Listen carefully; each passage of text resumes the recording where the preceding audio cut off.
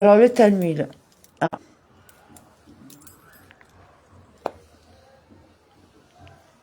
Donc on est toujours à Shabbat,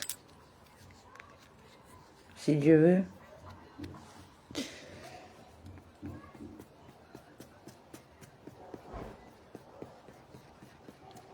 Donc si je me trompe pas, on est à 61. 61 ou 65? Je crois que c'est 61, il me semble.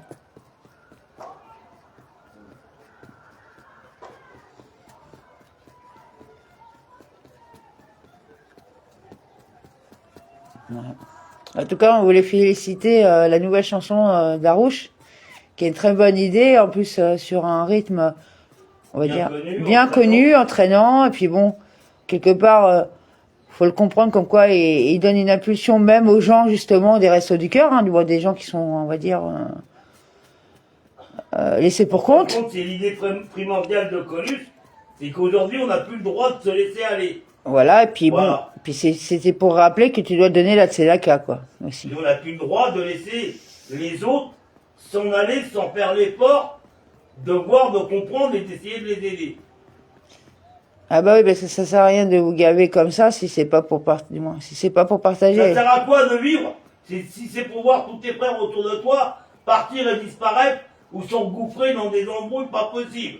Voilà. Bah, C'est-à-dire que ça revient à te mettre dans un coin et regarder le monde autour de toi s'effondrer. Ouais, bah si. Dans l'extrême. Ouais, Voilà ouais. à quoi ça correspond. Donc à un moment donné, Ouais, réveillez-vous, quoi. À un moment donné, on n'est pas fait pour vivre tout seul, hein. la Torah n'a pas été faite pour un seul homme. Elle a été faite pour être partagée dans le monde entier. Ah ouais, c'est triste, hein, quand même. Et même dans l'univers tout entier. Puis on voulait féliciter la pulsion qui est faite aussi par tous les gens qui se lèvent, qui commencent à se lever, qu'on en marre un peu Du système. du système. Qui commence à dire qu'il y en a marre du système. Bon, par contre, arrêtez de parler de destitution entre nous. Ici, il partira pas tout seul, hein. Et on a de quoi le virer, hein, quand même, hein. Depuis longtemps. Article 68, hein. Tout gouvernement est condamnable pendant l'exercice de ses fonctions. L'article 68.1. Bah, si vous voulez pas qu'il finisse au Conseil constitutionnel avec Fabius, hein, et nous le continuer à vie, hein, c'est-à-dire qu'il aura toujours... Vous voulez pas qu'on en vienne aux mains après pour être obligé de le virer?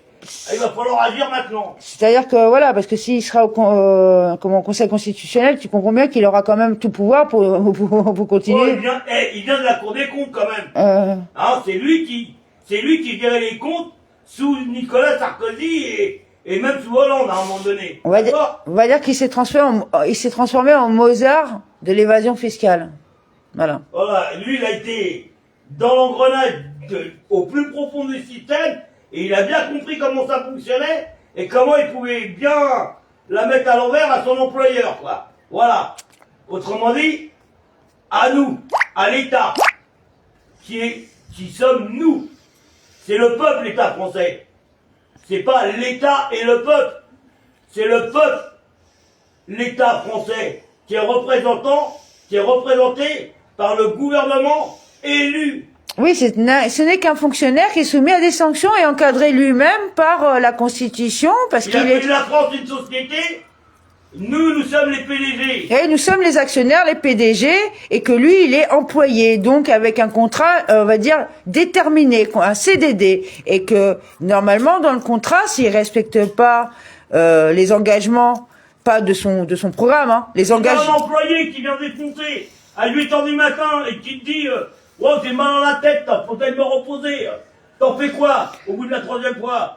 Mais en gros, avec les gros dossiers du Covid, de Alstom, de l'électricité, des comptes qui sont pas clairs parce qu'il y a de l'argent qui a disparu, qu'on sait pas d'où, on a de quoi. Plus le pillage de l'Élysée. Plus le pillage de l'Élysée, plus depuis Sarkozy et d'autres. Plus les avantages et les privilèges, sans compter les affaires judiciaires, on a de quoi quand même lui. Sans compter les débordements de Madame Macron, si on peut appeler ça. Oui, mais si, on n'est pas en Angleterre, il n'y a pas de, il y a pas de première dame en France, il n'y a pas de première dame. Il y a pas, elle tape 7 cabinets auprès de la princesse. Il n'y a pas de. Non, si elle veut ouvrir des cabinets, hein, elle demande des subventions à l'État français si elle veut être aidée, au même titre que les autres cabinets, que les associations.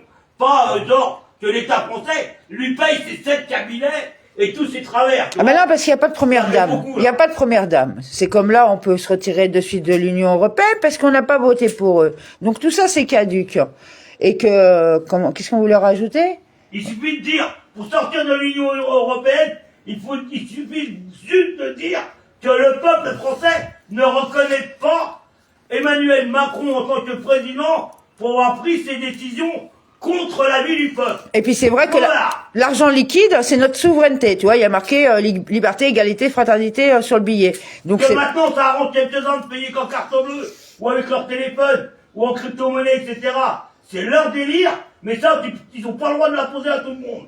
Et puis normalement, ils doivent accepter tous les paiements à la base, hein, aussi, hein, parce qu'à un moment donné... Parce qu'un mec si tu prends une personne de 90 piges, tu vas pas lui faire engranger un portefeuille électronique pour aller faire ses courses au Carrefour. Non, ce que je comprends pas, c'est que si vous voulez, normalement, l'argent, la carte bleue, le chéquier, machin, tout ça, avant, il n'y avait pas de problème, on prenait tous les moyens de paiement.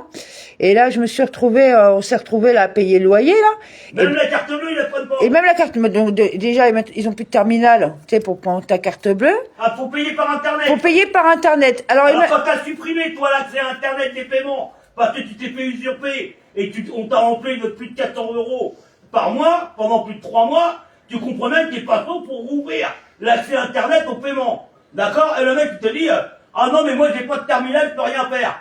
Ah bah, qu'est-ce que tu fais dans ces cas-là? Tu lui dis, eh ben, écoute, moi, je te paierai mon loyer quand t'auras ton terminal. C'est ça que tu dis? À un moment donné, c'est quoi?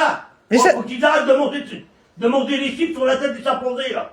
Non, mais c'est surtout qu'ils ont pas le droit, quoi. Ça fait partie de tes droits de payer l'argent. C'est comment on voit ça? Que tu la payes en carte bleue, en liquide ou en chéquier, ça reste de l'argent. Ils ont pas le droit de t'interdire de payer comme ça. Par contre, ta secrétaire, elle peut toujours payer en espèces sa promotion. Hein.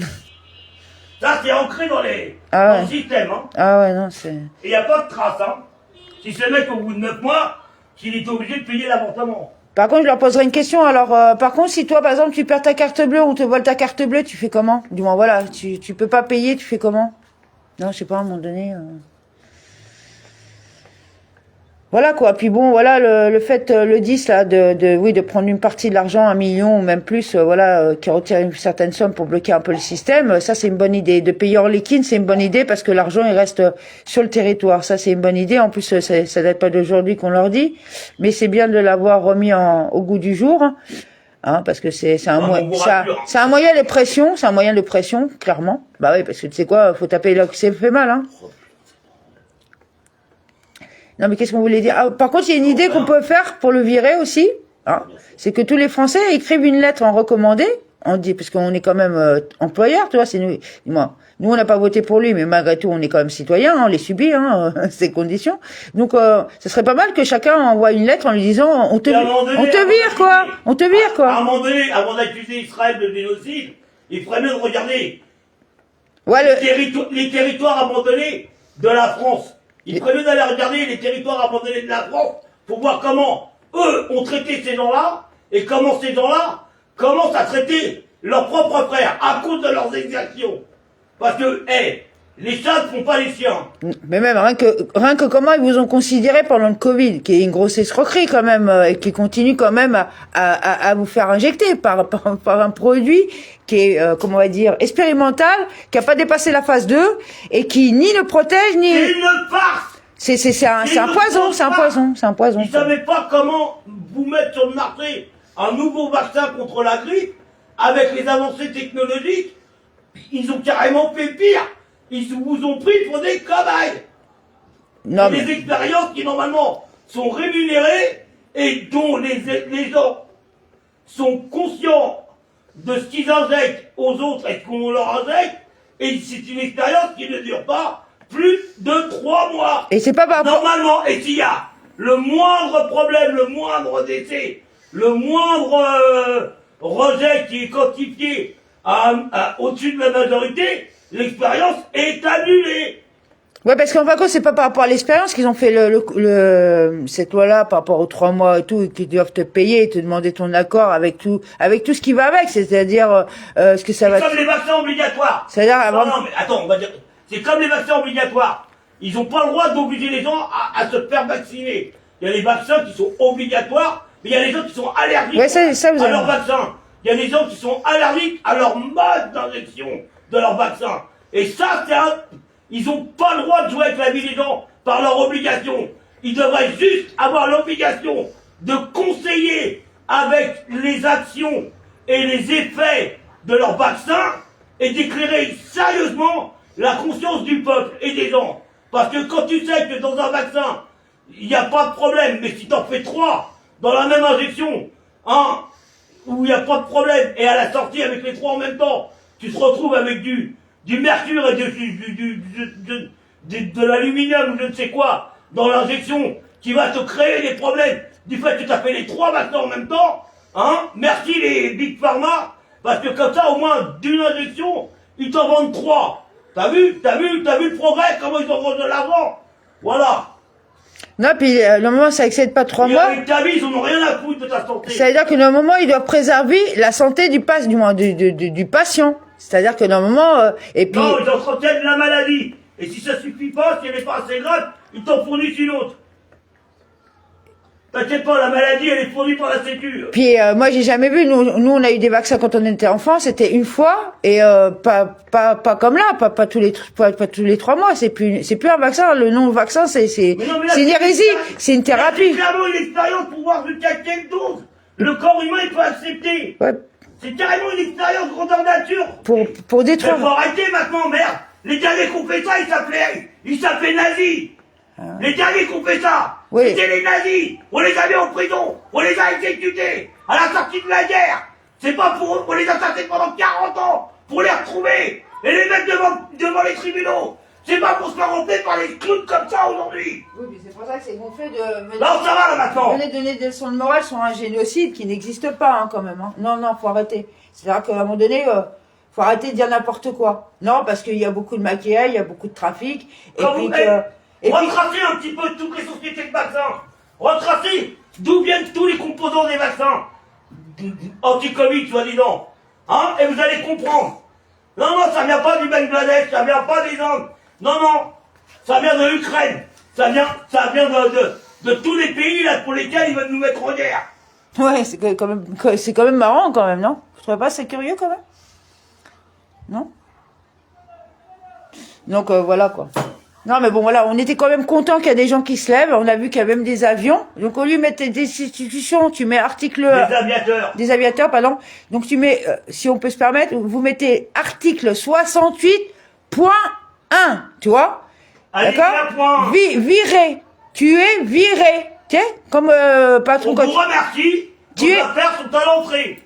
À une prochaine fois de ne pas vous revoir. Non, parce qu'on va quand même pas lui payer une retraite chapeau au Mozart de l'évasion fiscale, et en plus se coltiner au Conseil constitutionnel. Vous imaginez? Non, faut le virer, là. Faut le virer et l'arrêter, quoi. Voilà. Zonzon, à la case zonzon.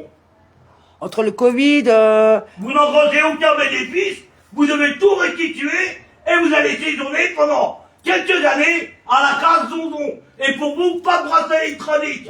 Et puis normalement, on peut rompre les contrats parce que c'est caduc, parce ils ont fait tout ça. On est même pas au courant de ce qu'ils ont signé en réalité. Tu sais, ils ont dit, ils ont envoyé de l'argent, mais on sait pas en fin de compte les contenus des contrats. Mais ça c'est caduc. Comme ils peuvent pas nous envoyer à la guerre, sinon on veut pas. Et puis la France, dans la Constitution, elle fait partie des pays qui sont là pour maintenir la paix. Donc ils sont pas là pour. Il a pas à nous envoyer à la guerre, parce que en nous envoyant à la guerre, c'est lui qui décide de faire la guerre. C'est lui qui décide d'entrer en guerre. Sans même qu'on ait été réellement menacé. Juste parce que monsieur, après avoir pris son petit Paris-Strasbourg, et il a la narine qui frétille, et qui commence à se dire, oh là là, je perds du pouvoir, va falloir trouver une solution. Ouais, ben c'est comme dans le sketch qui est bien trouvé, que pas mal ont mis là. Comment il s'appelle ce monsieur qui a dit qu'en fin de compte ces gens-là, ces gouvernements, ils ont des jouets, tu vois. Et puis qu'en fin de compte, voilà quoi, comme toi avec ta PlayStation, et ben eux ils font la même chose avec des missiles, des avions, des drones, des voilà quoi. Moi ça fait plus de 40 ans que je dis, tous ces gens des gouvernements qui veulent aller faire la guerre, tu les prends tous, colonels, généraux, politiciens. Élus, contre-élus, tu les mets sur un terrain de foot ou de rugby, et tu les envoies au catif avec un ballon ou un balle. En tout cas, vous les filez. Et là, sans équipement de protection. Et là, jusqu'au bout. Et tant que le match il n'est pas fini, tant qu'il y en a encore qui sont debout, et que le score il n'est pas terminé, vous restez sur le terrain et vous vous battez pour vos convictions. Ben là, on voulait quand même féliciter pas mal de gens, des jeunes qui se lèvent, c'est bien, bravo.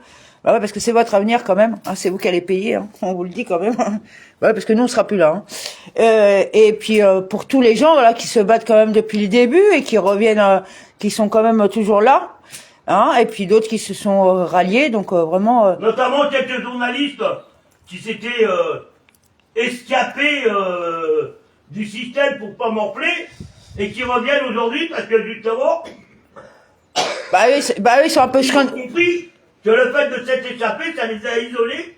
Bah le pire, c'est qu'ils... ça les empêchait d'avoir une possibilité d'action. Le pire, c'est qu'ils ont viré les vrais journalistes de métier, de terrain, tu vois, des gens qui ont quand même de la bouteille. Pour mettre des stagiaires, fils d'eux, neveux d'eux. Qui savent pas faire du journalisme. Qui sont pas de l'école et qui savent même pas compter jusqu'à 30. Bah non, t'as vu, ils accusent la Russie alors qu'ils ont aucune preuve, y a rien, c'est du n'importe quoi.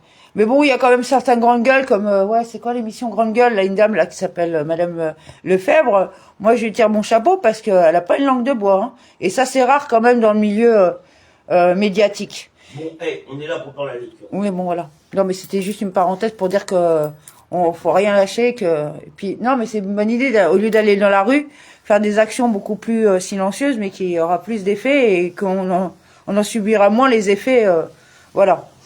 Au lieu de marquer WC, faut marquer local à Bayrou. Voilà. Oui, non. Par exemple. Non, le Bérou qui est... Ah non, mais lui, en fin de compte, c'est lui qu'on va sortir, hein. On va... Et au lieu d'appeler les gares des gares, faut mettre des pompes poudreuses. Non, des pompes poudreuses à notre cher président. Non, puis je pense que Paris-Strasbourg, c'est par là. Et si tu veux aller plus loin, t'en veux plus dans les narines, tu prends l'autre ligne. Non, puis je pense qu'on va sortir Bérou parce que pour le surendettement, je crois que ça va faire du bien. Surtout, tu vois, le virer lui parce que vu ce qu'il nous coûte en cantine et en buvette, je pense que le surendettement, il va s'alléger, tu vois. Lui, ça fera des économies. Lui et sa compagnie là, tu vois, je pense que c'est eux qu'on va sortir, tu vois, ça va soulager le surendettement, je pense. Vous voyez? Non, parce qu'ils arrêtent pas de nous dire qu'ils veulent rétablir les comptes, mais en fin de compte, ils rétablissent rien du tout. Hein. Ils rétablissent le niveau d'alcoolémie, oui. C'est le Mozart de l'évasion fiscale. Bon, allez. Alors, on va passer aux choses sérieuses. Shabbat, DAF 61. Par déduction, s'il y a une blessure au pied, il peut sortir avec une seule sandale. Dans ce cas, avec une sandale sur lequel de ses pieds sort-il? Ravuna a dit, avec une sandale au pied qui porte une blessure. Apparemment, et tiens, une sandale est fabriquée dans le but d'éviter la douleur. En règle générale, une personne porte des sandales uniquement pour éviter la douleur de marcher sur des pierres, etc. Parce qu'on le voit avec une seule sandale. Je crois que je l'ai lu hier, non? Ouais, tu l'as lu, ça. Ouais, l'histoire de la sandale. Oui, pour savoir que tu dois toujours mettre le... Non, on était après la sandale qui lui a... Excusez-moi, hein. Non, mais... Qui mettait toujours en premier la Sinon, sandale. ça n'aurait été qu'une répétition, hein, après tout. Oui, non, mais tu gagnais du temps oui. Sur le planning, parce que c'est quand même à lire avant. C'est quand même des textes qui sont à lire, à se remémorer avant Rosh Hashanah et Kippour. Ouais, de toute façon, ça nous permet d'avoir des informations pour bien préparer justement nos fêtes. Il faut toujours les lire après. Les prières, et tout ça. Leur utilité, c'est de les lire avant pour être au point et savoir à quoi correspond l'office auquel tu vas assister pendant la fête. Là, puis on assiste encore, le problème ne vient pas des dômes, mais de ceux qui les enseignent derrière, tu vois. C'est plutôt les gourous... ceux qui les manipulent. Ou ceux qui les manipulent, voilà. Et c'est valable pour ceux qui utilisent pas les dogmes, hein, parce qu'à un moment donné... ceux-là, c'est même pas la fête. Vous avez quand même les mêmes... Vous piochez dans les mêmes sources, hein. Tu veux sortir? Vas-y, donne les dés. Si c'est 8, non, tu sortiras pas. Allez, au revoir. Voilà, non, mais c'est facile, hein. Faut la faire dans tous les sens, hein. Oui, ils utilisent les mêmes clés, donc à un moment donné, ça fait rigoler. Et puis, entre nous, heureusement que les livres, ils sont arrivés pour t'apprendre à lire et à écrire quand même. Mais bon, c'est une parenthèse.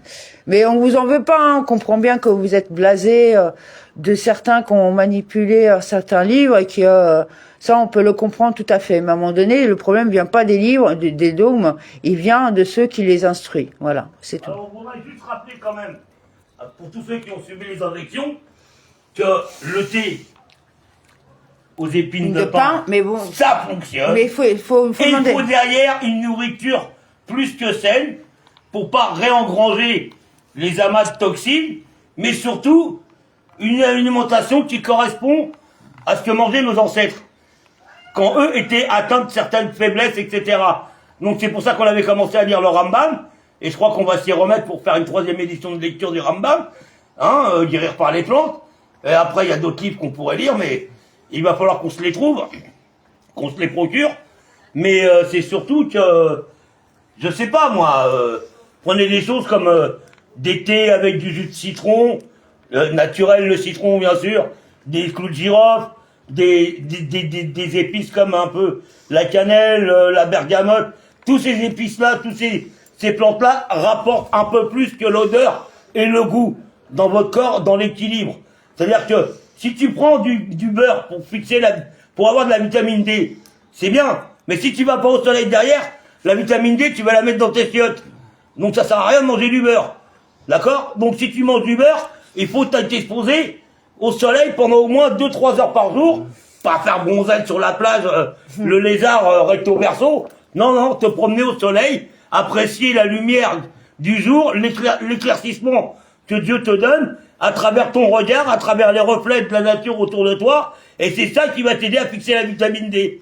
Voilà. Donc, pour ceux qui sont atteints de faiblesse par rapport aux injections, etc., pensez à aller manger des anciens fruits, comme la grenade, des choses comme ça, des choses qui sont un peu oubliées, qu'on ressort que pour les fêtes, parce que même, c'est quelque chose qui apporte plus, beaucoup plus que ce qui a marqué dans les livres.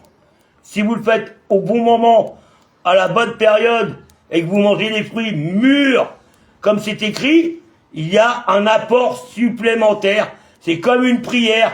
Quand tu la fais bien, elle monte 2 fois plus vite et la réponse te revient 3 fois plus vite. C'est toujours pareil, c'est le même principe. La sincérité et la conscience ouverte en HM. Pourquoi tu dis... Non, puis bon, vous avez comment on appelle ça, des légumes ou même des fruits ou même des compléments qui pour purifier le sang, vous voyez, tout ce qui est oxydant qui purifie le sang, parce que bon, là j'ai... Il y a autre chose, il y avait autre chose qui redonnait des anticorps, c'était un noyau d'avocat qui vient d'Afrique, un noyau d'avocat. La goyave. Qui est séché, que tu râpes, et tu prends les copeaux, tu les mélanges avec de l'eau, avec un peu bouilli, de tiède, et tu le mélanges avec une... Voilà, avec une sauce ou dans la salade. Ça redonne les anticorps, ça permet à ton corps de fabriquer de nouveau des anticorps, etc. Mais faut faire ça redonne un coup de peps. Faut faire des cures pendant au moins 15 jours quand même, hein, c'est voilà, sûr. Bah c'est sûr que c'est plus long qu'un cachet, mais bon. Mais tu fais des cures faut pas tomber dans l'excès. Tu fais des cures une fois par jour, pendant 10 jours, et voilà, après tu passes, tu arrêtes pendant une semaine pour voir l'effet que ça fait, et après tu recommences, parce que l'amélioration va pas apparaître comme ça. Tu vas pas te sentir mieux du jour au lendemain, mais tu vas sentir des capacités augmentées. Voilà. Et quand tu auras fini de sentir les capacités augmentées, tu vas commencer à te sentir réellement mieux. Voilà. Puis bon, on aimerait bien que la justice se réveille sur vraiment la vraie justice, quoi. Et c'est pas de la magie ou quoi que ce soit, il faut pas spécialement y croire pour que ça marche, mais si tu y crois et si tu as confiance, eh ben ça marchera beaucoup plus vite et encore mieux. Voilà. Voilà, amen. Que Dieu vous vienne en aide et qu'il n'y a pas de désespoir et que c'est Dieu qui guérit, que vous le croyez ou que vous le croyez pas, c'est une réalité. Donc c'est comme on dit, il paraît que c'est pas moi qui le dis, hein, c'est marqué dans les statistiques et même pas mal de gens. C'est Dieu qui guérit à travers l'amour. Ça veut dire que que tu reçois et que tu donnes. 80% en fin de compte de guérison est dû à ton état d'esprit. C'est-à-dire que si toi tu crois que tu vas guérir, et ben ça va activer la guérison. C'est-à-dire que si tu te laisses mourir, ben voilà, c'est comme tout, quoi. Hein. Ça se passe tout dans l'esprit, en fait. C'est pas question forcément de se battre. C'est pas de se battre. Se battre, oui, contre ce qui t'a amené la maladie. Mais pas contre la maladie. La maladie, il faut la reconnaître pour pouvoir l'analyser et la combattre. Donc, la reconnaître en tant que faiblesse et tous ses effets. Et à partir de là, tu vas contrarier les effets de la maladie à travers une alimentation une sainteté d'esprit, des prières, etc. C'est ça le stade de la guérison. Et tout ça dans l'amour que tu vas donner et que tu vas recevoir, qui va permettre à Dieu d'augmenter la filiation que tu as entre lui et toi, et qui va permettre de te guérir. Dis-toi bien que quand toi tu es malade, Hachem il est malade pour toi aussi. Ouais, parce qu'on doit ressentir la douleur de l'autre. C'est-à-dire que si le un il a la main gauche qui a mal, toi tu dois avoir la main droite qui a mal. Parce qu'on est la même matière, il n'y a que nos yeux qui nous séparent. Bon bref. Voilà quoi, c'est pour ça que vous avez du mal à comprendre les hypersensibles, parce que nous on en prend, en fin de compte on est plus sensible, et que tout ça là, le Covid, les injections, c'est-à-dire des gens qui sont partis rapidement, une quantité énorme, ça a pris une partie de nous quoi. Je sais pas, c'est une réalité quoi. Et il y a des gens c'est plus sensible que d'autres, comme la nature. Il y a des gens qui sont plus sensibles à la nature, donc ça perturbe leur comment on va dire, leur neshama, leur équilibre quoi. Voilà. Et si vous pouvez pas aller à Ouman, le fait de faire vos prières et de penser et d'être avec eux spirituellement dans la prière, c'est déjà un grand pas. Mais je crois qu'on peut pas vivre sans spiritualité en réalité. C'est pas possible. Oui. Bon, DAF 62A. Mais n'a-t-il pas été enseigné dans une Beretta ce que Rabbi Oshaya dit à propos d'une amulette? Tant qu'il ne la tient pas dans sa main et ne la porte pas 4 coudées dans le domaine public. Mais non. Apparemment, même en ce qui concerne une amulette, il existe une distinction entre la portée et la portée. Mais de quoi s'agit-il ici? Avec une amulette recouverte de cuir. Puisque l'écriture elle-même est couverte, le nom de Dieu n'est pas dégradé lorsque l'amulette est apportée avec lui dans la salle de bain. Les objets de la Guémara, il y a une écriture sur les rouleaux de phylactères, qui sont recouverts de cuir des boîtes contenant les rouleaux, et néanmoins cela a été enseigné dans une Beretta. Celui qui entre dans une salle de bain en portant les phylactères doit retirer les phylactères à une distance de 4 coudées et seulement, puis entrer. Il n'y a aucune différence à l'arrière selon que l'écriture soit couverte ou non. La Guémara rejette cela. Là, en ce qui concerne les phylactères, l'interdiction d'entrer dans les toilettes n'est pas due à l'écriture sacrée sur les rouleaux à l'intérieur des phylactères. Cela est plutôt dû à la lettre chine qui dépasse du cuir des boîtes abritant le rouleau dans les phylactères de la tête, comme le dit Abaye. La source de l'exigence du chine des phylactères est une halara transmise à Moïse depuis le Sinaï. C'est requis par la loi de la Torah. Et Abaye a dit, le nœud est en forme de lettre d'alet dans les sangles des phylactères de la tête est une halara transmise à Moïse depuis le Sinaï. Et Abaye dit, la lettre iode des phylactères est une halara transmise à Moïse depuis le Sinaï. C'est à cause de ces lettres qu'il faut sauvegarder le caractère sacré des phylactères et à s'abstenir de les emmener dans la salle de bain. Nous avons appris dans la Mishnah, il ne peut sortir ni avec Shiriyon, ni avec Kasda, ni avec Magafaïm. Ces termes n'étaient pas compris, c'est pourquoi la Guémara les explique.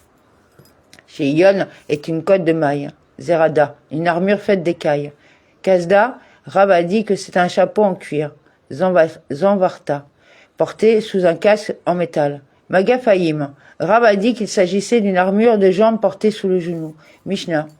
Une femme ne peut sortir dans le domaine public ni avec une aiguille perforée, c'est-à-dire une aiguille standard avec un chat, ni avec un anneau muni d'un seau, ni avec un culillard, ni avec un covelette. L'identité de dont il sera question dans la Guémara, ni un flacon d'huile de baume. Et si elle est sortie dans le domaine public, elle est susceptible d'apporter un sacrifice pour le péché. Cela, c'est la déclaration du rabbin Meir, qui estime qu'en agissant ainsi, elle a violé l'interdiction de la Torah de porter un fardeau dans le domaine public le jour du Shabbat. Et les rabbins exemptent celui qui sort le Shabbat avec un covelet et avec une fiole d'huile de baume. Selon eux, il s'agit d'ornements et, par conséquent, ils ne violent pas fondamentalement l'interdiction de la Torah de les porter dans le domaine public le jour du Shabbat. Guémara, en ce qui concerne ce que nous avons appris dans la Mishnah selon lequel une femme ne peut pas sortir le Shabbat avec une bague qui a un sceau, et par conséquent qu'elle peut sortir avec une bague sans sceau. Ula a dit. Et l'inverse de ces halarotes est vrai en ce qui concerne un homme. Un homme qui porte une bague avec un sceau dans le domaine public est exempté. Cependant, s'il porte un anneau sans sceau, il est susceptible d'apporter un sacrifice pour le péché car il n'est pas considéré comme un ornement pour un homme. Sur la base de cette déclaration, la Guimara conclut apparemment, Ula soutient que tout objet qui convient à un homme ne convient pas à une femme, et qu'un objet qui convient à une femme ne convient pas à un homme. Rav Yosef a soulevé une objection de la part de la Tosefta. Les bergers peuvent sortir le Shabbat avec des vêtements faits de sacs. Et ce n'est pas seulement à propos des bergers que les sages ont dit qu'il était autorisé à sortir dans des sacs le jour du Shabbat. Au contraire, n'importe qui peut le faire. Cependant, les sages ont enseigné la halara à l'égard des bergers car c'est la pratique courante des bergers de sortir en sac. Apparemment, bien qu'un sac ne soit pas un vêtement typique pour la plupart des gens, il est autorisé même pour quelqu'un qui n'est pas berger et qui ne le porterait pas. Généralement. Partant du même principe, bien que les hommes ne portent généralement pas de parure de femme et que les femmes ne portent généralement pas de parure d'homme, puisqu'il arrive parfois qu'un homme porte une parure appartenant à une femme ou vice-versa. Chacun devrait être autorisé à sortir dans le domaine public avec l'ornement de l'autre. Au contraire, Rav Yosef a dit, Oulad soutient que les femmes sont un peuple en soi. La différence entre la pratique standard des hommes et des femmes est plus grande que la différence entre la pratique standard des praticiens de différentes professions. Abiy a soulevé une objection à la déclaration du Rav Yosef de la Tosefta. Celui qui trouve des phylactères en dehors de la ville le Shabbat devrait les enfiler et les apporter dans la ville une paire à la fois. Cela s'applique aussi bien à un homme qu'à une femme. Et si vous dites que les femmes sont un peuple en soi, la misva de porter les phylactères n'est-elle pas une misva positive et limitée dans le temps? Car il y a des moments où la misva de porter des phylactères n'est pas en vigueur. En ce qui suit est un principe halakhique. Les femmes sont exemptées de toute misva positive et limitée dans le temps. Si en effet les vêtements et les ornements d'un homme ne conviennent en aucun cas à une femme, pourquoi est-il permis à une femme de revêtir les phylactères et de les apporter en ville le jour du Shabbat? Cela ne devrait-il pas être considéré comme un acte de portage interdit? La Gemara répond, là en ce qui concerne les phylactères, Rabbi Meir considère que la nuit est un moment approprié pour revêtir les phylactères, et le Shabbat et les fêtes sont également un moment approprié pour revêtir les phylactères. Par conséquent, la misva des phylactères est une misva positive qui n'est pas limitée dans le temps. Et dans chaque misva positive qui n'est pas limitée dans le temps, les femmes sont obligées. Par conséquent, les femmes sont autorisées à revêtir les phylactères et à les emmener dans la ville.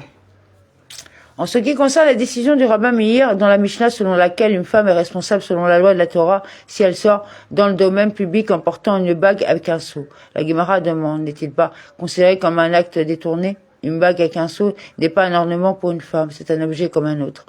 On porte généralement des objets en les tenant à la main. Porter un objet autour du doigt est atypique. Aucun interdit de la Torah n'est violé lorsqu'un travail est effectué de manière atypique. Le rabbin Yemeya a déclaré que nous avons affaire dans la Mishnah à une femme qui est trésorière d'une œuvre caritative. Une femme exerçant cette profession porte généralement une bague avec un sceau au doigt pour effectuer son travail. Elle ne le porte cependant pas comme ornement. Rabbi Bar Anna a dit que Rabbi Yohanan a dit. Vous avez répondu et expliqué pourquoi. Dans le cas d'une femme, elle serait susceptible d'apporter un sacrifice pour le péché. Mais dans le cas d'un homme qui portait une bague sans sceau, que dire? Pourquoi devrait-il être responsable? Rava a plutôt expliqué qu'il y avait une autre raison. Parfois, une personne donne à sa femme une bague qui porte un sceau pour l'emmener chez lui et la placer dans une boîte pour la garder en lieu sûr, et afin de s'assurer qu'elle ne le fasse pas.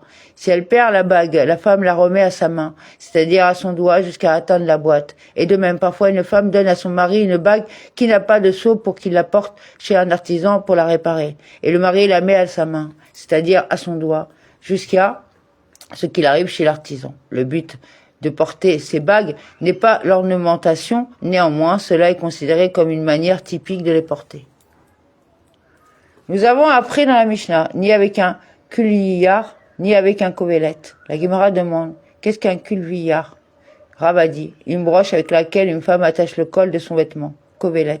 Rav a dit que c'était un paquet d'herbes parfumées pylône, et de même Ravasi a dit, un bouquet d'herbes parfumées.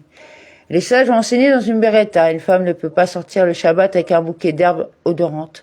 Si elle sortait, elle s'expose à apporter un sacrifice pour le péché, car elle a violé un interdit de la Torah. C'est la déclaration du rabbin Meir. Et les rabbins disent, elle ne peut pas sortir ab initio. Cependant, si elle sort, elle en est exemptée. Rabbi Eliezer dit, une femme peut sortir avec un bouquet d'herbes parfumées même ab initio. La Gemara demande, sur quel principe sont-ils en désaccord? Le rabbin Meir considère que c'est un fardeau. Par conséquent, celui qui le sort dans le domaine public le jour du Shabbat est susceptible d'apporter un sacrifice pour le péché.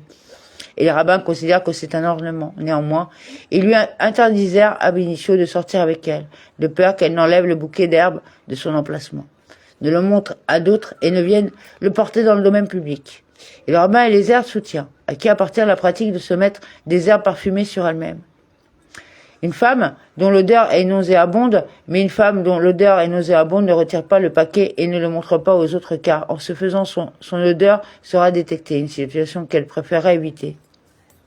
Et c'est pourquoi elle ne viendra pas le porter 4 coudées dans le domaine public. Cette Berata cite l'avis du rabbin Eliezer, qui permet même à de sortir dans le problème de connexion. Ils font connexion, ils ont dit qu'on n'avait pas de connexion, il a restauré. Bon, bref. Alors, cette Berata cite l'avis du rabbin Eliezer qui permet même à Bénicheux de sortir dans le domaine public avec un bouquet d'herbes. La Guémara demande, n'a-t-il pas été enseigné dans une autre Berata? Rabbi Eliezer exemple une femme qui sort le Shabbat avec un paquet d'herbes et un flacon d'huile de baume. En ce qui concerne la rote de Shabbat, exemptée signifie que même si elle n'est pas interdite par la loi de la Torah, elle est interdite ab initio par la loi rabbinique. La Guémara répond, ce n'est pas difficile. Lorsque Rabbi Eliezer a fait cette déclaration, c'était alors qu'il répondait à la déclaration de Rabbi Meir. Lorsque le rabbin Eliezer a fait cette déclaration, c'était alors qu'il s'adressait aux déclarations des rabbins. Pour clarifier, lorsqu'il répondait à la déclaration du rabbin Meir, qui disait qu'elle était susceptible d'apporter un sacrifice pour le péché, il lui dit qu'elle était dispensée d'apporter le sacrifice. Lorsqu'il répondait à la déclaration des rabbins, qui disait qu'elle était exemptée, mais que c'était interdit ab initio, il a dit que c'était permis même ab initio. Dav 62b. Et à quelle déclaration Rabbi Meir, la Guémara, fait-elle référence? Comme il a enseigné dans une Beretta, une femme ne peut pas sortir le Shabbat avec une clé qu'elle a en main. Et si elle sort, elle est tenue d'apporter un sacrifice pour le péché. C'est la déclaration du rabbin Meir. Le rabbin Eliezer exemple une femme qui sort avec un bouquet d'herbes odorantes et un flacon d'huile de baume. Paliaton. La Guémara trouve difficile la déclaration du rabbin Eliezer, un bouquet d'herbes parfumées. Qui a parlé de ça? Le rabbin Meir n'a pas mentionné un paquet d'herbes. Pourquoi le rabbin Eliezer l'a-t-il mentionné dans sa réponse? La Guémara répond que la Beretta est incomplète et elle enseigne ce qui suit. Et de même, avec un bouquet d'herbes odorantes, et de même avec un flacon d'huile de baume, elle ne peut pas sortir et si elle sort, elle est susceptible d'apporter un péché. Offre, c'est la déclaration du rabbin Meir. Le rabbin Eliezer exemple le cas d'un bouquet d'herbes odorantes et d'un flacon d'huile de baume. Dans quel cas cette déclaration est-elle dite? Dans le cas où les récipients contiennent du parfum. Cependant, dans le cas où ils ne contiennent pas de parfum, elle est tenue de transporter le flacon dans le domaine public le jour du Shabbat. Ravada bar Ahava a dit, c'est-à-dire que celui qui effectue une mesure de nourriture inférieure à la mesure qui détermine la responsabilité le Shabbat, mais il le fait dans un bateau, est responsable. S'il n'est pas responsable du transport des denrées alimentaires dans le domaine public, il est responsable de l'exécution du navire. Dans ce cas, le récipient n'est pas subordonné à la nourriture et est donc important, puisque le cas du flacon dans lequel il n'y a pas de parfum est comparable au cas dans lequel il y a moins que la mesure requise de nourriture dans un récipient. Et il a été enseigné dans le cas du flacon qu'il est responsable même si le parfum du parfum reste dans le récipient. Il va de soi que celui qui transporte un récipient contenant moins d'une mesure de nourriture est également responsable. Ravashi a dit, cela n'est pas une preuve car, en général, je vous dirais qu'il est exonéré dans le cas où il y a moins que la mesure qui détermine la responsabilité pour la nourriture. Cependant, il en va différemment ici, dans le cas du flacon de parfum vide, car dans ce cas, il n'y a aucune substance, le récipient étant complètement vide. Il est responsable du transport du flacon.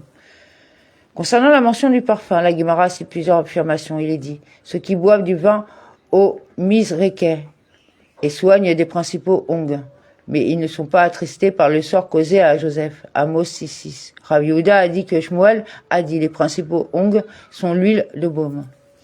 Rabbi Yosef a soulevé une objection de la part de la Tosefta. Rabbi Yehuda ben Bava a également publié un décret sur l'huile de baume, interdisant son utilisation en raison du deuil causé par la destruction du temple, et les sages n'étaient pas d'accord avec lui. Et si vous dites que l'huile de baume est le principal ongle cité dans le verset, et que le décret a été émis en raison du plaisir qu'elle procure, pourquoi les sages n'ont-ils pas été d'accord avec son décret? Le verset ne critique-t-il pas ceux qui ne ressentent pas la douleur du peuple? Abéi lui dit, et selon ton raisonnement, ce qui est écrit dans le même verset, ceux qui boivent du vin au mise rekei, le rabbin a mis et le rabbin Azi ne sont pas d'accord sur la signification du terme Mizrekei. L'un d'eux a dit, ce sont des récipients à plusieurs becs, canine, des récipients à vin avec des becs et dans lesquels plusieurs personnes peuvent boire en même temps. Et l'un d'entre eux a dit qu'ils se jetaient Mézarkine, leur coupe les uns aux autres dans une joie et une plaisanterie. Est-ce également interdit? Rabba Bar Avuna n'a-t-il pas visité la maison de l'exilarque et n'a-t-il pas vu l'exilarque boire dans un récipient à plusieurs becs? Et Rabba Bar Rav Una ne lui a-t-il rien dit? Le principe est plutôt le suivant, concernant toute affaire dans laquelle il y a une part de plaisir et dans laquelle il y a une part de joie. Les sages ont publié un décret interdisant en raison du deuil causé par la destruction du temple. Cependant, concernant une question dans laquelle il y a un élément de plaisir et dans laquelle il n'y a aucun élément de joie, les sages n'ont pas émis de décret. Comme il n'y a aucun élément de joie dans l'huile de baume, même si elle est précieuse et agréable, ils n'ont pas publié de décret l'interdisant. La Gemara interprète des versets supplémentaires liés à la critique des dirigeants de Samarie. Il est dit, ils se couchent sur des lits d'ivoire, s'étendent, s'éruiment sur leurs lits et mangent les agneaux du troupeau et les veaux du milieu de l'étable. Amos 6.4. Rabbi Osei, fils de Rabbi Hanina, a dit, ce terme zéroïm, interprété de manière homilétique, enseigne que leur péché était d'uriner devant leur lit alors qu'ils étaient nus. Rabbi Abahu a ridiculisé cette interprétation. Si tel est le sens du terme zéroïm, est-ce bien le sens de ce qui est écrit? C'est pourquoi maintenant ils partiront en exil à la tête des exilés et les réjouissants de ces zéroïm décéderont. Amos 6.7. Parce qu'ils urinent devant leur lit alors qu'ils sont nus. Ils seront exilés à la tête des exilés. Mais si cela est révoltant, une punition aussi sévère est certainement excessive. Au contraire, Rabbi Abahu a dit, ce verset fait référence à un péché grave. Ce sont des gens qui mangeaient et buvaient ensemble, joignaient leurs lits les uns aux autres, échangeaient leurs femmes et souillaient leurs lits avec du sperme qui n'était pas le leur. C'est le sens de Séruim sur leur lit. Pour ces graves transgressions, ils méritaient d'être exilés à la tête des exilés. Dans le même ordre d'idée, le rabbin Abahu a dit, et certains disent que cela a été enseigné dans une beretta. 3 choses amènent une personne à un état de pauvreté comme punition divine du ciel. Celui qui urine devant son lit alors qu'il est nu, et celui qui rabaisse le lavage rituel des mains, et celui dont la femme le maudit en sa présence. La Gemara explique, concernant celui qui urine devant son lit tout nu, Rava a dit, nous n'avons dit cette interdiction que dans le cas où il tourne son visage vers son lit et urine vers lui. Cependant, s'il tourne la tête et urine vers l'extérieur de la pièce, cela ne nous pose aucun problème. Et là où l'on tourne aussi la face vers son lit, nous n'avons dit cette interdiction que dans le cas où il urine par terre. Cependant, s'il urine dans un récipient, cela ne nous pose aucun problème puisque cela n'est pas considéré comme dégoûtant. Concernant celui qui rabaisse le lavage rituel des mains, Rava a déclaré, nous avons seulement dit cette déclaration dans le cas où il ne se lave pas du tout les mains. Cependant, s'il se lave les mains et ne les lave pas avec une quantité d'eau importante, cela ne nous pose aucun problème. La Gemara note, et ce n'est pas le cas comme l'a dit Rav Ishda, je me lave les mains avec des poignées d'eau, et ils m'ont donné en récompense des poignées de prospérité. Apparemment, pour profiter des bienfaits du lavage rituel des mains, il faut utiliser une quantité importante d'eau. Concernant celui dont la femme le maudit, en sa présence, Rava a dit, ceci fait référence à un cas où elle le maudit sur des questions liées à ses ornements, c'est-à-dire, elle se plaint qu'il ne lui fournit pas de bijoux. La Gemara commente. Cela ne s'applique que lorsqu'il a les ressources nécessaires pour lui acheter des bijoux, mais il ne le fait pas. Cependant, s'il ne dispose pas de ressources suffisantes, il n'a pas à s'inquiéter. Ça va de soi.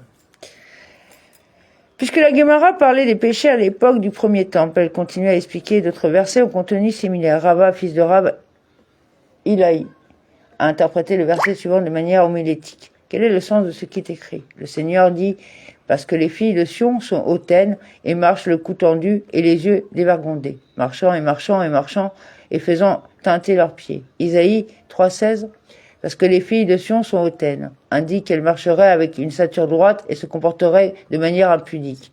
Et marcheraient le cou tendu, indique qu'elles marcheraient à petits pas, du talon au pied, pour que les spectateurs les remarqueraient. Des yeux dévergondés indiquent qu'elles rempliraient les yeux d'ombre à paupières bleues et leur feraient signe. Marcher et hacher ta faute au fur et à mesure indique que les femmes riches marchaient avec une femme de grande taille à côté d'une femme de petite taille, de sorte que la grande femme se démarquerait. Ceci est dérivé de l'interchangeabilité des lettres tête et tzadé. Tsafo, signifiant dans ce cas être vu, faisant un tintement Techakasna avec leurs pieds. Rabbi Israq de l'école de Rabbi Ami a dit: cela enseigne qu'ils mettraient de la myrrhe et du baume dans leurs chaussures et qu'ils promenez-vous sur les places de Jérusalem. Et une fois qu'ils s'approchaient d'un endroit où les jeunes hommes d'Israël étaient rassemblés, ils frappaient le sol du pied et projetaient du parfum sur eux et leur instillaient le mauvais penchant comme le venin d'une vipère, qui est Retz Bakos. Quelle était leur punition pour ces péchés? Comme Rabba Barula l'a enseigné. Et il arriva qu'au lieu d'une odeur douce, il y aura une puanteur, et au lieu d'une ceinture, une corde, et au lieu des cheveux bien fixés, la calvitie, et au lieu d'une belle robe, une ceinture de sac, et au lieu de la beauté, une marque.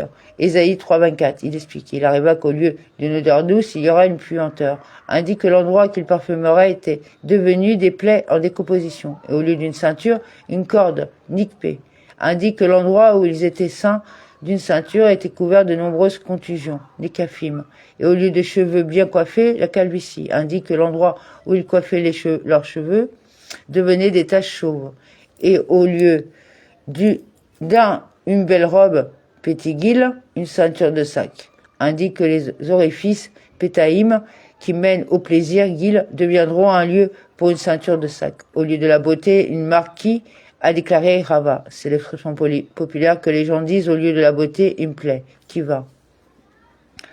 À propos d'un autre verset, l'Éternel frappera d'une croûte le sommet de la tête des filles de Sion, et l'Éternel mettra à nu leur partie secrète. Ésaïe 3,17. Et l'Éternel frappera d'une croûte le sommet des têtes des filles de Sion. Rabbi Yosei, fils de Rabbi Hanina, a dit: cela enseigne qu'il y a eu une épidémie de lèpre parmi eux. Il est écrit ici, Gal, Sipa.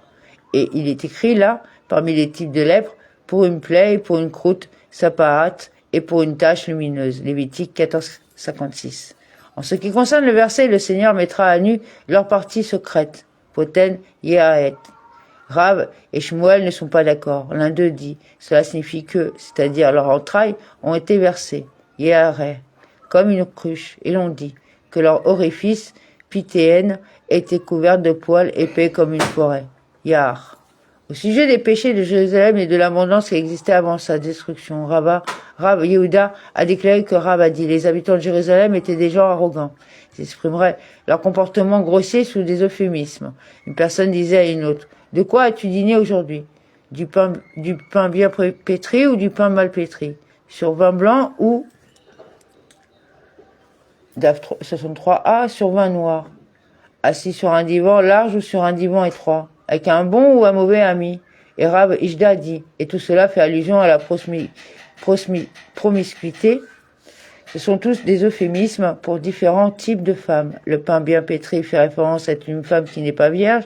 Le vin blanc fait référence à une femme au teint clair. Un large divan fait référence à une grosse femme.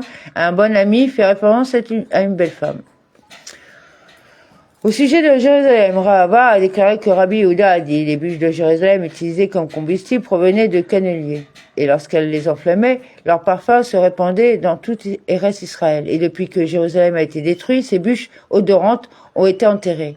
Et il n'en reste qu'un morceau de la taille d'un grain d'orge, et il se trouve dans le trésor de Gazaï, Tsi-Semaï, la reine.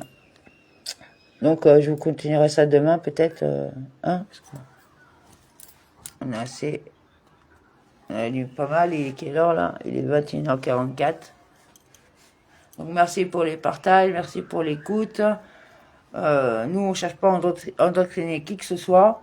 On vous met les écrits, vous pouvez lire les textes, ils sont visibles. C'est justement pour éviter que les gens racontent tout et n'importe quoi. Et au moins ça vous laisse faire travailler votre libre arbitre, votre propre compréhension, et vous avez toujours les rabbins pour qui aller demander des renseignements, des explications. Au moins vous avez les textes sur lesquels vous pouvez vous référencer. Sinon, on est à votre service pour répondre à toutes vos questions. Et sinon, bon, vous avez quand même le Rav rouge qui est bon, vous avez le Rav Harar qui est bon, vous avez le Rav... oui, il y en a quelques-uns. Le Rav Dror, hein, il y en a pas mal quand même qui sont... le Rav Dror, il va falloir parler anglais ou prendre un traducteur. Non, mais bon, il y a quand même des Mais bons bon, qui sont non, il y en là, a qui sont quelques-uns, il y présents. en a quelques-uns. Il y a comment Liberato aussi qui est très très bien. Oui, bah oui, Même bah, s'il il parle travaille avec français, Carouche, voilà. Non, mais bon, là, quoi, il y a des bons qui sont là et qui sont à votre, qui sont Oui, là oui, pour. puis il y en a plein qui sont cassés. Le fils de Boba Salé, il y en a qui veulent pas se montrer. Il y a, Quelles que soient les circonstances et les situations. il y a le rap Pinto. Parce qu'ils jugent que leur travail n'est pas de se montrer, mais de montrer l'épée de leur travail. C'est Bah, il a une comme petite nuance. si, il y a un jeune énergique qui a là, les cheveux très courts là, de Oui. Baba Saleh, qui est très très bien, qui est Oui, énergique oui. d'ailleurs. C'est appréciable. Voilà. Sans compter les rabbinates, hein, quand même, parce qu'on parle toujours des rabbins. Mais enfin, il y a quelques rabbinates qui font un travail merveilleux et on voulait Ah. le souligner. Voilà. Merci à vous. Et bonne soirée, Shabbat Et Shalom. même aussi, on voulait remercier aussi les bons musulmans, on va dire les bons citoyens, Non, mais de confession musulmane. de voilà. confession musulmane, et Qui font la expliquent, morale qui font un peu la morale À leur gamin, enfin, même aux autres musulmans qui sont pas leurs gamins. Voilà. voilà, qui viennent d'arriver, Qui qui ont comprennent compris pas, que c'était l'unité et que le vivre ensemble, dans la prière qui comptait le plus, que aujourd'hui c'est pas l'être humain lui-même, c'est les divisions imposées par Hachem. C'est pas l'être humain lui-même. C'est pas genre moi je suis au-dessus parce que je viens de telle ou telle famille ou que je suis plus baraqué que toi, etc. Non, non, là c'est carrément, si t'es plus baraqué, bah il va falloir que tu mettes ta force à profit et à disposition de ceux qui ont la même engeance que toi. Parce que eux n'ont pas forcément ta force et que ta force elle est faite pour être partagée. Voilà, bon, enfin bref. Allez, Shabbat Shalom. À demain. Shabbat Dieu, Shalom. avec l'aide de Dieu. avec l'aide de Dieu. Amen.